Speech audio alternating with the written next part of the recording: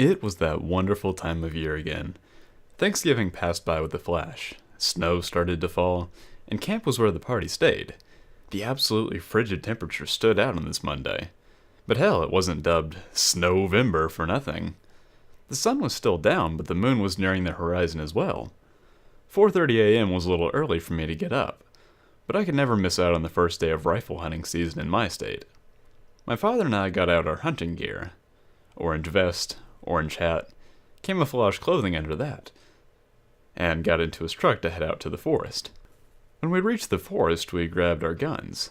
This year he allowed me to carry my own gun. I've spent so many years with him hunting, him helping me aim since I got my hunting permit from the safety course 3 years ago. Got a little strung out.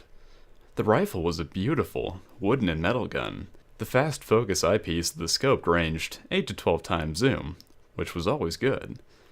The hike wasn't that long, but spanned about 10 minutes. It was now around 4:50, and the sun was just hitting the horizon as we found the perfect trees to sit up against. It's really funny, the fact that I was doing this. My mother always raised me to never kill another animal, unless we needed the food very badly.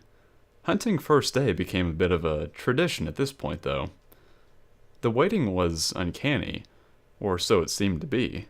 About 40 minutes before we finally caught the sight of something moving. The relaxing was never my favorite part of hunting, but I'm pretty sure it was my father's main reason to hunt in the first place. My father pointed out the movement, and we met eyes. I raised my rifle to my shoulder, and I used the scope to identify the target.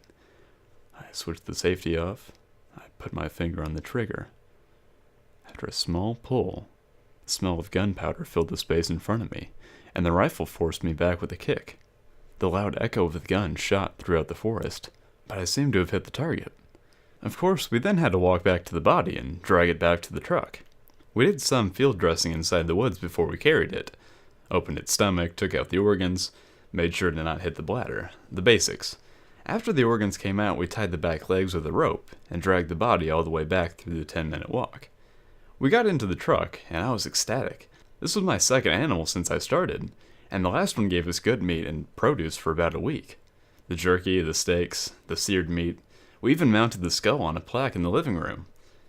As we put the animal into the back of the truck, my father reached over and took something off his shoulder that he took from the catch of the first day. "Here, bud, you did good today. Just a little something from the kill to remember it. Most people make lamps or rugs or something like that," he said as he handed me the object. "Awesome! This is perfect!" I exclaimed with joy as I raised it to my eyes. A new orange vest, just with a smaller bullet hole in it.